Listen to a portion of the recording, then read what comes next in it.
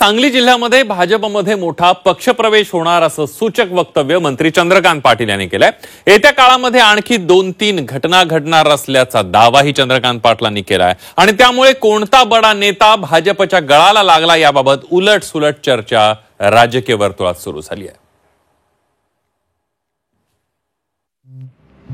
प्रदेश अध्यक्ष आमचे सांगलीला इतका मोठा प्रवेश करतोय आणि त्यानंतर 2-3 दिवसात आणखी काही घटना आहेत की एखाद्या गावाचा सरपंच झाला तरी भाजप त्याचे ढोल ताशे पिटवत भारतीय जनता पक्षाच्या राज्याच्या कार्यालयात त्याचं स्वागत करतात। काँग्रेस मुक्त भारत करण्याच्या नादात आता काँग्रेस युक्त भाजप ही कधी झाली हे त्यांनाही कळलं नाही। आगामी पालिका निवडणुकीच्या पार्श्वभूमीवर भाजपात मोठ्या प्रमाणावर इनकमिंग सुरू झालंय। सांगलीत देखील भाजपनं विरोधी पक्षाच्या नेत्यांना भाजपात घ्यायला सुरुवात केली आहे। दरम्यान येत्या काही दिवसात सांगलीत 2 ते 3 मोठ्या घटना घडणार असल्याचा मोठा दावा चंद्रकांत पाटील यांनी केलाय। पक्षप्रवेशासंदर्भात चंद्रकांत पाटलांनी हे वक्तव्य केलंय। त्यामुळे सांगलीचा कोणता बडा नेता भाजपच्या गळाला लागणार अशी चर्चा आता सुरू झाली आहे।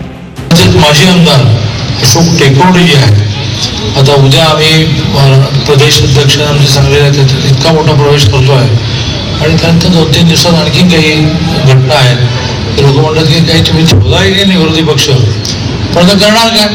4.5 वर्ष तर सरकार जाऊच शकत नाही, कारण 235 वाला सरकार आहे आणि त्यामुळे ज्याला राजकारणात राहायचं आहे त्याला हे माहिती आहे की हे सरकार 4-4.5 वर्ष जाणार नसेल तर यांचं शर्ट बघायला लागेल। परंतु आता कोणीतरी मी ऐकलं की एखाद्या गावाचा सरपंच झाला तरी भाजप त्याचे ढोल ताशे पिटवत भारतीय जनता पक्षाच्या राज्याच्या कार्यालयात त्याचं स्वागत करतात। ही भाजपची सवय लागते। असं एक लोकांमध्ये हे करतायत की आमच्याकडे खूप लोक येतात, परंतु आज त्यांच्याच पक्षातल्या लोकांना त्यांच्याच पक्षात जागा नाही, ही पण सत्यता आहे।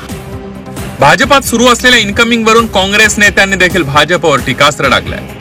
काँग्रेस मुक्त भारताचं स्वप्न बघणाऱ्या भाजपला कळलंच नाही त्यांचा पक्ष कधी काँग्रेस युक्त झाला असा टोला काँग्रेस प्रदेशाध्यक्ष हर्षवर्धन सपकाळ यांनी लगावला। गळती हा जो विषय हा कांगावा आहे। काँग्रेस पक्ष जो आहे हा विचारधारेवर आणि कार्यकर्त्यांवर उभा असणारा मूलता पक्ष हा पक्ष आहे आणि यासोबतच सक्षम आणि समर्थ अशा प्रकारचं नेतृत्व देखील काँग्रेसजवळ आहे।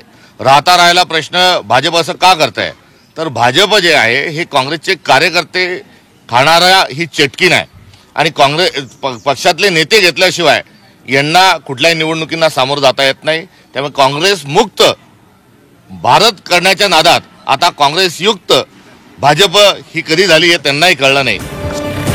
पवारांच्या राष्ट्रवादीचे माजी प्रदेशाध्यक्ष आणि आमदार जयंत पाटील यांनी देखील काही दिवसांपूर्वी एक सूचक वक्तव्य केलं होतं। राष्ट्रवादीत झालेल्या फेरबदलानंतर जयंत पाटील पवारांची साथ सोडत भाजपात जातील अशा चर्चांना उधाण आलं होतं। दरम्यान ही चर्चा सुरू असताना थोडे दिवस थांबा आणि बघा काय होतं असं विधान जयंत पाटलांनी केलं होतं। त्यामुळे चंद्रकांत पाटलांचं विधान जयंत पाटलांसंदर्भात तर नाहीये ना असा प्रश्न राजकीय वर्तुळात उपस्थित करण्यात येतोय। महाराष्ट्रातली जनता, सांगली जिल्ह्यातली जनता काय माझा प्रॉब्लेम आहे की समोर रजिस्टर जोपर्यंत येत नाही तोपर्यंत मी शांत असतो। मलाही मी निवांत असतो। ज्यावेळी रजिस्टर तयार होतो त्यावेळी माझ्यातला ओरिजिनल माणूस तयार होतो। त्यामुळे आता थोडे दिवस बघा तुम्ही काय। चंद्रकांत पाटलांच्या सूचक वक्तव्यानंतर जयंत पाटलांसंदर्भातली चर्चा पुन्हा एकदा सुरू झाली आहे। काही नेत्यांनी जयंत पाटील पवारांची राष्ट्रवादी सोडणार अशी शक्यताही वर्तवली होती।